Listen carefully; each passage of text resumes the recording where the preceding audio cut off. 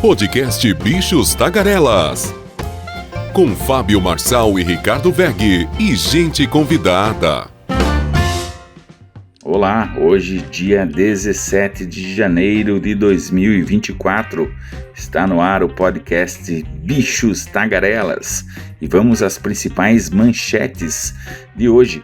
O Conselho Nacional de Justiça, o CNJ, quer um judiciário com linguagem mais simples. E o Ministério da Educação vai pagar aluno para fazer Enem. Desembargador recebeu R$856 mil no mês de dezembro. Tesouro lança título exclusivo para mulheres. E as exportações do agronegócio registram recorde em 2023. A economia dos nossos irmãos da Argentina continua na bancarrota. E as Forças Armadas destoam da OTAN ao manter perfil gastador com pessoal. E no agronegócio, John Deere lança trator pilotado a 2 quilômetros de distância. Nosso correspondente Renato Rossi destaca a crise no Oriente Médio e os impactos disso no mundo. E direto dos Estados Unidos, com exclusividade, nosso correspondente Carlos Kaminski destaca o aumento das doenças respiratórias por lá. E ouça também as principais manchetes internacionais. Vamos com ele, Fábio Marçal, nosso super bem informado jornalista. É com você, Fábio. E as Forças Armadas gastaram 94 bilhões e 900 milhões de reais, equivalente a 85% do seu orçamento de 2023, com pagamento de pessoal no ano passado.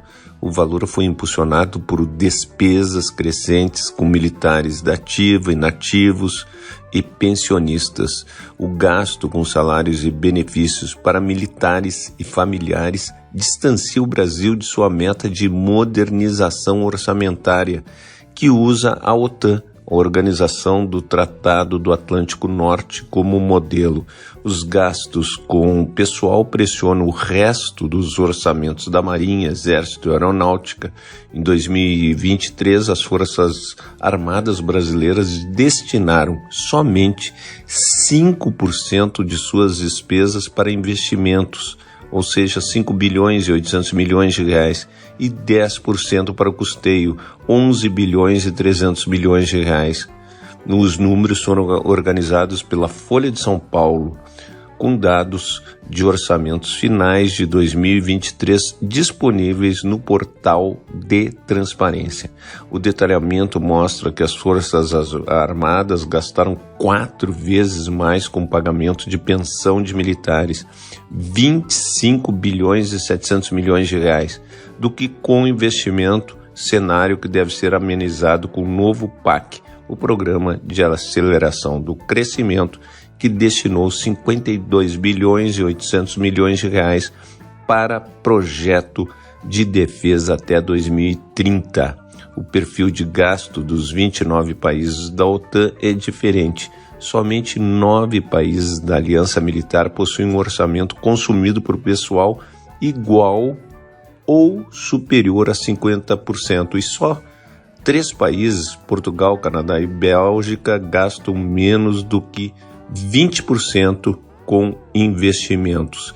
Em 2023, as Forças Armadas brasileiras gastaram 32 bilhões com pagamento de salários dos militares da ativa e 31 bilhões com pessoal da reserva e reformado. A despesa é puxada pelo Exército, força com maior efetivo, consumiu 47 bilhões e 300 milhões de reais.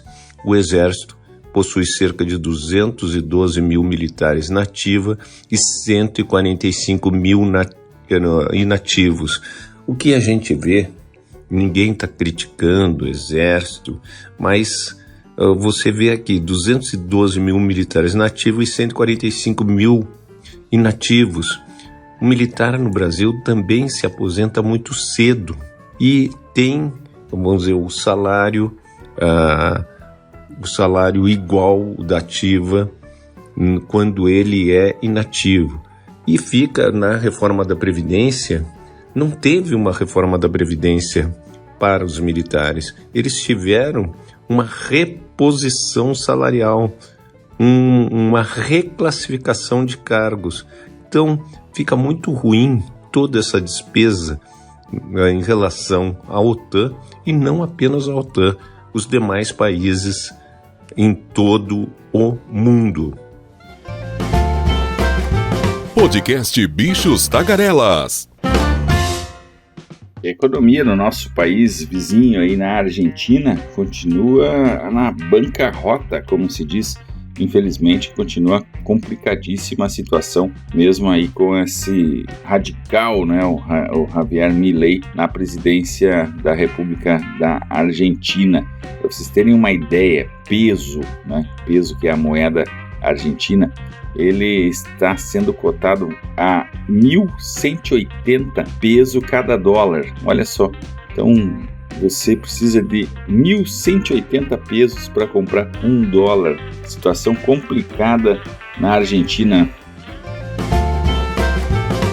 Notícia boa.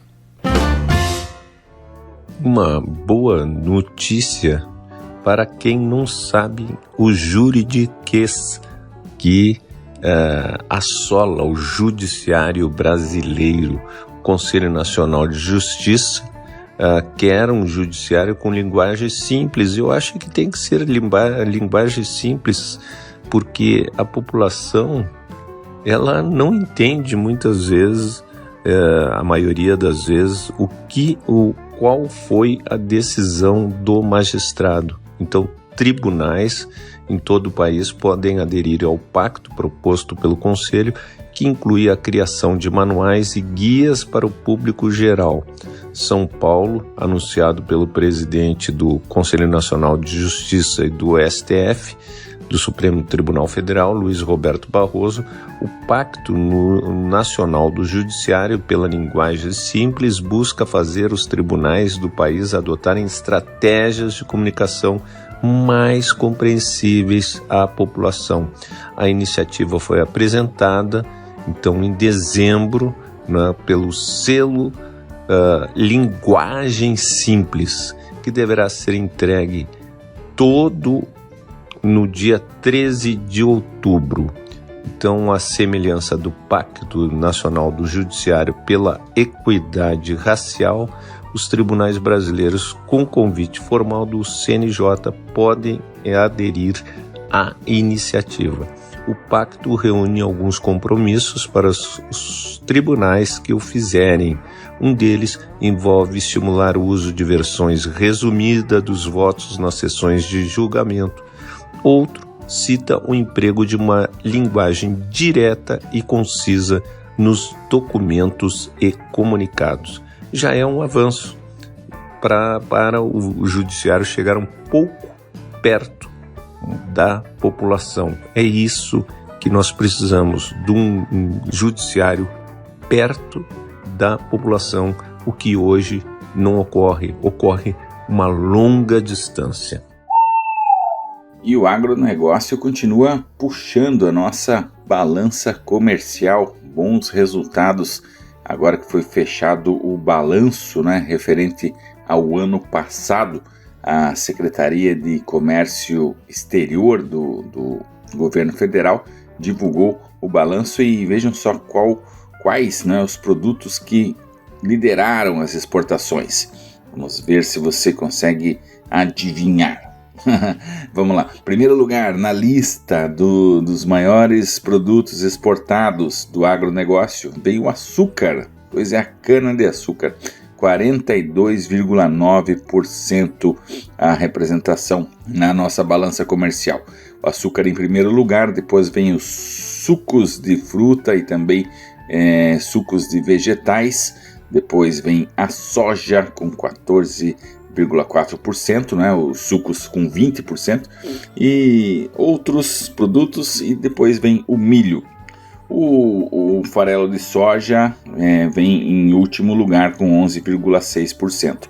O papel e celulose tiveram uma queda de menos 7,2%, né?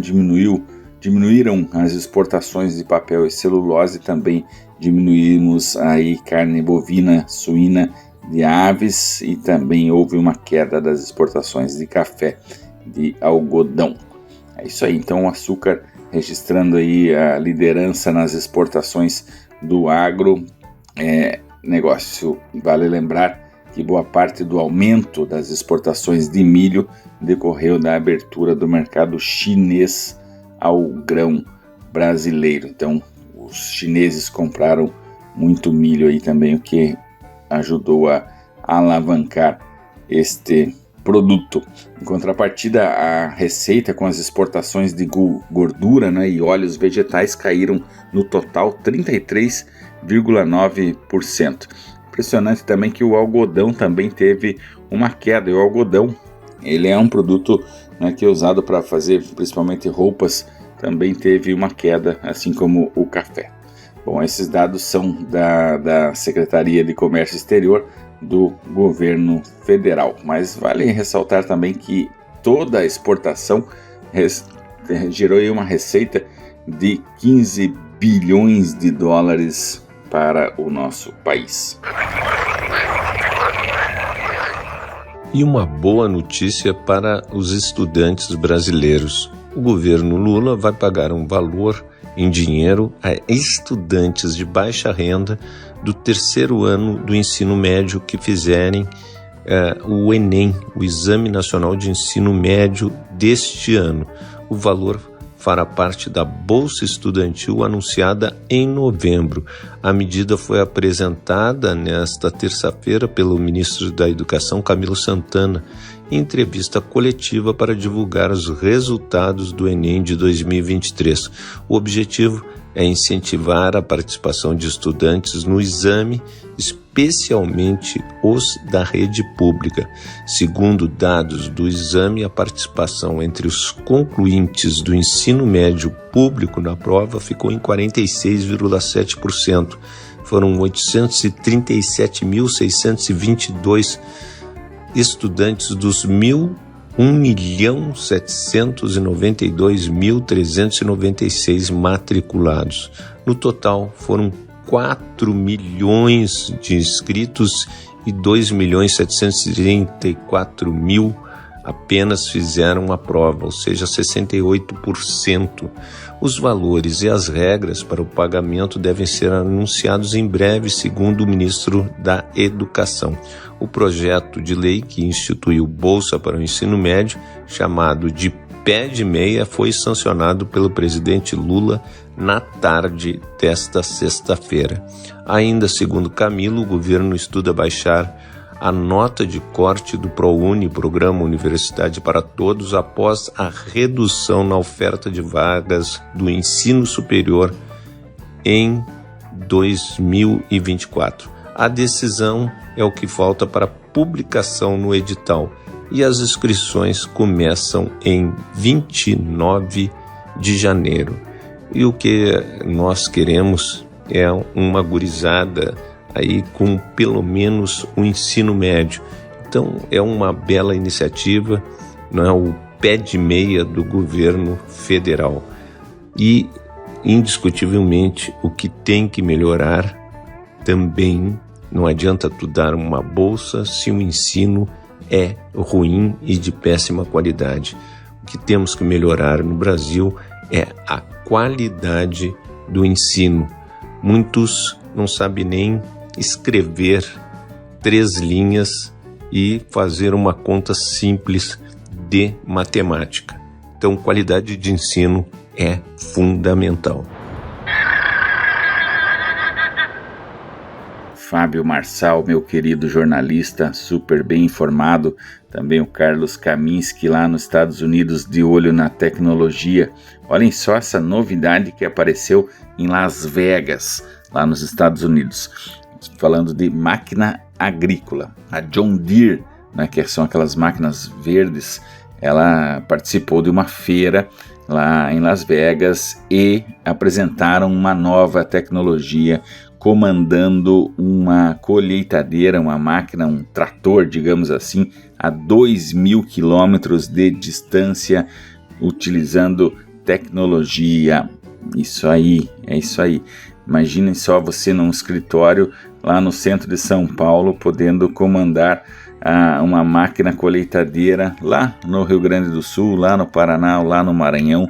Imagina num raio de 2.000 quilômetros de distância o agricultor poder pilotar a sua colheitadeira. Olhem só que ponto nós estamos chegando, e a John Deere vem com essa novidade muito bacana, muito interessante. Tecnologia, então, permite guiar trator a 2.000 quilômetros de distância. São as máquinas autônomas apresentadas aí pela multinacional John Deere. Vale ressaltar que a John Deere também está presente aqui no Brasil, né? Podcast Bichos Tagarelas. Outra bela notícia: o Tesouro Nacional quer atrair um número maior de mulheres para a base de investidores em títulos públicos, na qual a presença masculina predomina, independentemente do produto negociado. O órgão vai lançar nesta quarta-feira uma parceria com o Banco do Brasil para fomentar a adesão do público feminino ao Tesouro Educa Mais, modalidade voltada à formação de uma poupança de longo prazo para bancar a educação universitária de filhos, netos ou sobrinhos. Ao realizar a primeira aplicação de pelo menos R$ 35, a investidora terá direito a uma apólice do Banco do Brasil Seguro de Vida Mais Mulher, válida por 1 ano. A proteção garante aos beneficiários uma indenização de R$ 15.000 em caso de morte ou invalidez permanente da responsável financeira, além de um pagamento de cesta básica de R$ 250 por mês em caso de óbito. Há previsão também de assistência jurídica e psicológica em casos de violência doméstica. Após o primeiro investimento no título, não há exigência de um aporte fixo mensal. A pessoa pode destinar novos recursos conforme sua realidade financeira. A parceria com o Banco do Brasil, chamado de Educa Mais Mulher, prevê contemplar até 100.000 mulheres no programa. Uma belíssima iniciativa. Podcast Bichos Tagarelas.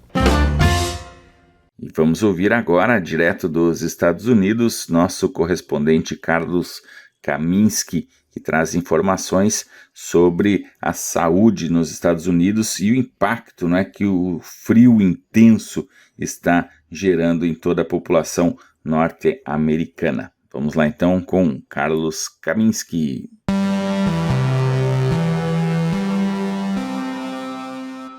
Olá, Ricardo Veg. Olá, Fábio Marçal.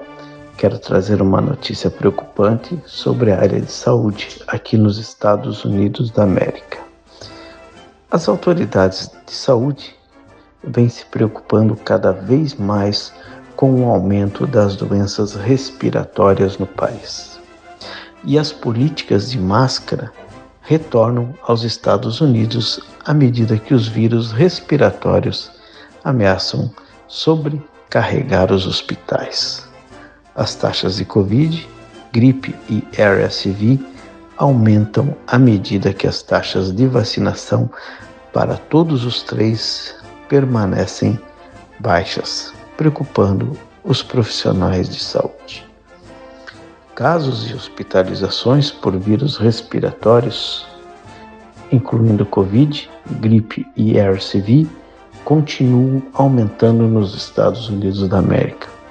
E alguns sistemas de saúde começaram a retornar essas políticas de uso de máscara e visitação limitada à medida que as autoridades de saúde alertam que a capacidade hospitalar pode ficar comprometida. As taxas de vacinação para todas as três doenças permanecem baixas, apesar da eficácia dos reforços atualizados de gripe e Covid e da entrada de novas vacinas contra RSV para pessoas mais velhas e grávidas.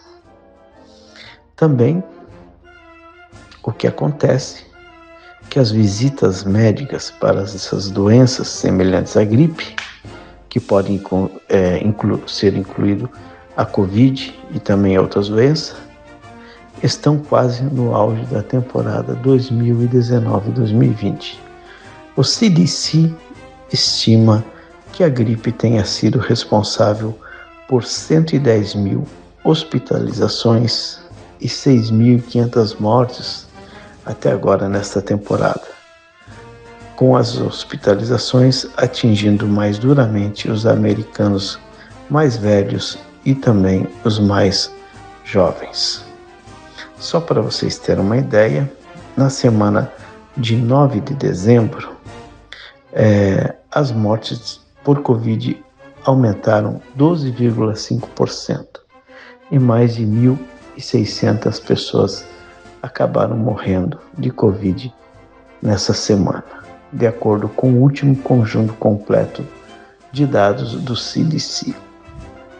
É isso aí, mais uma notícia importante, agora sobre saúde e sobre prevenção e a volta do uso de máscaras nos hospitais aqui nos Estados Unidos. É isso aí, um forte abraço para todos.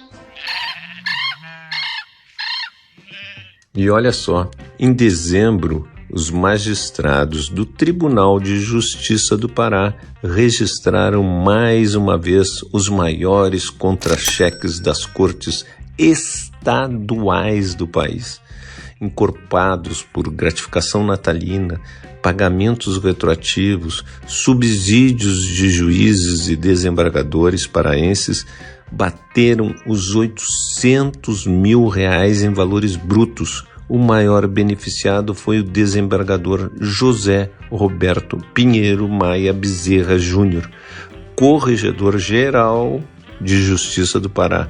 Seu contra-cheque registrou R$549 mil sob tal rubrica. O montante fez o salário do magistrado atingir uma cifra pequenininha de R$850 mil, R$856 mil em valores brutos, apenas 672 mil líquidos após os descontos. Até a noite de ontem, a Corte Paranaense não havia se manifestado sobre os subsídios de seus magistrados. No último mês de 2023, a Corte liberou os retroativos a todos os seus magistrados. O desembolso chegou a R$19 milhões a 136 desembargadores e juízes. Não é especificado a que gratificações e benefícios esses pagamentos se referem. Essa é uma matéria interessante do Fausto Macedo e da Pepita Ortega, do estado de São Paulo. Mais um escândalo aí, porque como explicar que o salário mínimo é de R$ 1.411 e tem gente no nosso Brasil e do judiciário do Pará ali ganhando 856 mil brutos. Eu gostaria de receber isso por ano. E eu trabalho das 4 da manhã às 8 da noite, eu gostaria de receber esse salário mensal aí que recebeu os ministros, os magistrados no Pará. Isso aí, você está ouvindo o podcast Bichos Tagarelas, hoje dia 17 de janeiro de 2024, quarta-feira. Vamos ouvir agora o Renato Rossi, o nosso especialista em automobilismo. Renato Rossi destaca a crise no Oriente Médio e os impactos disso no mundo e na indústria. É com você, querido Renato Rossi.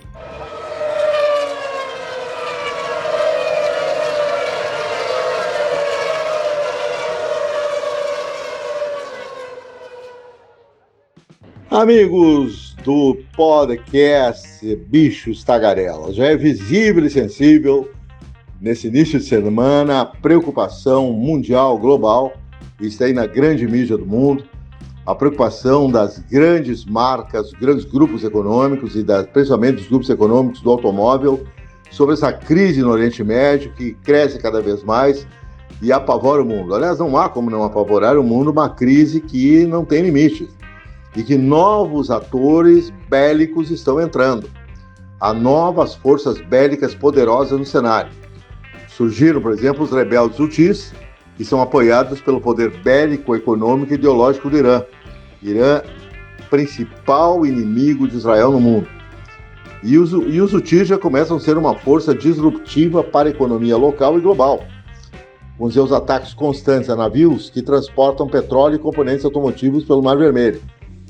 Grandes marcas como Stellantis, também Tesla, Volkswagen e Volvo já estão na mídia nesta semana, falando, na segunda-feira, falando sobre a parada de produção em várias fábricas na Europa.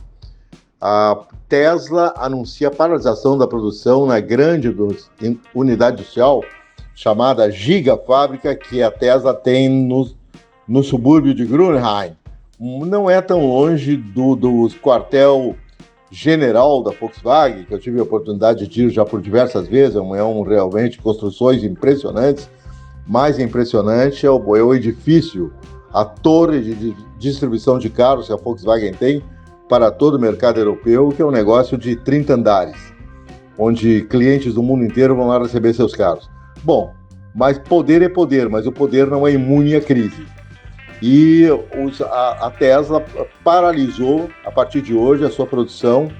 Vai mais ou menos até mais uma semana, 10 dias, a paralisação da fábrica, essa de Grünheim, que hoje é o grande pilar da Tesla para se igualar, para manter a sua liderança no mercado europeu, no momento que a Volkswagen investe mais 82 bilhões de euros na produção de carros elétricos. A Volkswagen está nos calcanhares da Tesla, já está com 8 modelos elétricos, está indo para cima da Tesla no mercado europeu. Tesla, como sabemos, não é europeia, é uma empresa norte-americana. Também paralisação nas fábricas da Volvo, na Bélgica, na fábrica de Gen. E, enfim, as montadoras começam a parar devido à falta de componentes automotivos, componentes mecânicos e eletrônicos para a produção na Europa. E fundamentalmente para o carro elétrico.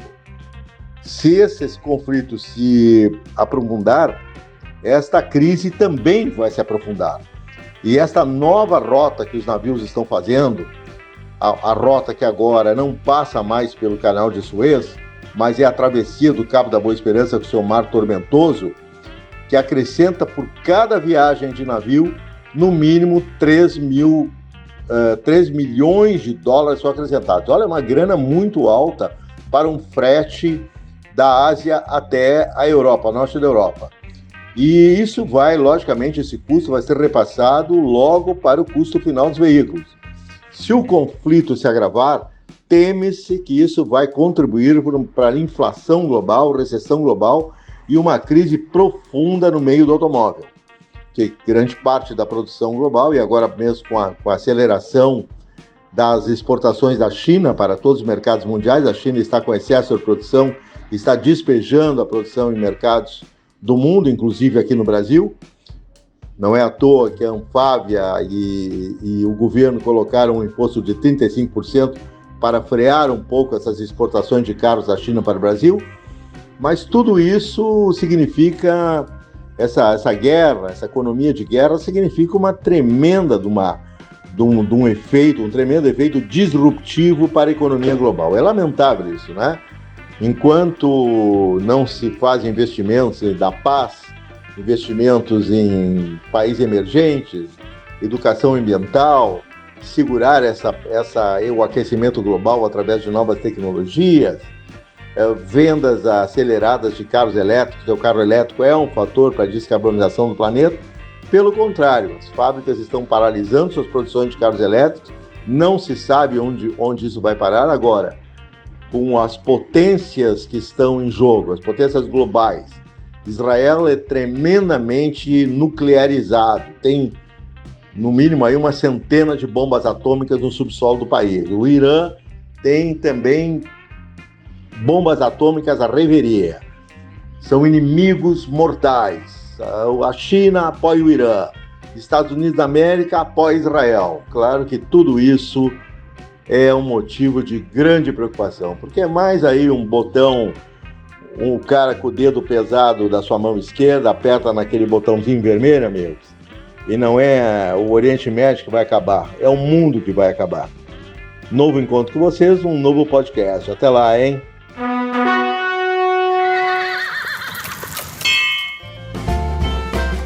Internacional. E vamos às principais manchetes do mundo. New York Times: Trump muda o foco para atacar Nikki Haley em New Hampshire. Washington Post: promotores classificam argumentos de Hunter Biden como ficção de Hollywood.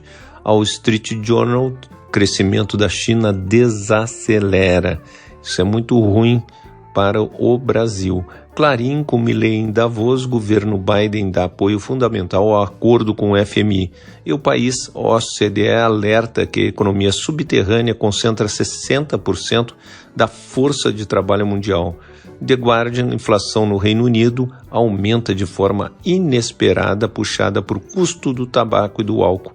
Financial Times: investidores levantam bilhões de reais para comprar participações com descontos em startups.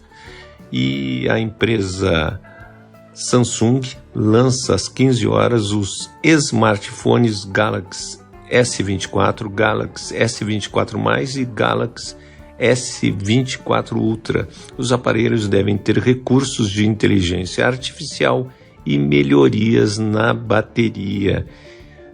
É a primeira vez que a companhia norte-americana, o iPhone, ultrapassa a sul-coreana Samsung em vendas de smartphones. A Apple vendeu 234 milhões e 600 mil celulares em 2023 contra 226.600 milhões da Samsung. A Big Tech da Coreia do Sul liderava o ranking desde 2023. O iPhone ainda tem aquele problema de bateria. Eles tentam solucionar, mas não solucionam. Podcast Bichos Tagarelas. E vamos encerrando por hoje o Bichos Tagarelas. Hoje, dia 17 de janeiro de 2024. Só um breve resumo aqui do que tratamos no programa de hoje. O Conselho Nacional de Justiça, que era uma linguagem mais simples no Poder Judiciário. E o MEC, então, vai pagar para os alunos fazerem Enem. E gravíssima notícia, né? Muito triste de ouvir isso. Um desembargador aqui no Brasil recebeu R$856 mil em dezembro. Quase R$1 milhão foi para a conta de um desembargador. E o Tesouro Brasileiro lança um título exclusivo para mulheres. Bom, essas foram algumas das notícias que você ouviu hoje no Bichos Tagarelas. E nós voltamos amanhã, quinta-feira, dia 18 de janeiro. Até lá! Você ouviu o podcast Bichos Tagarelas com Fábio Marçal, Ricardo Veg e gente convidada.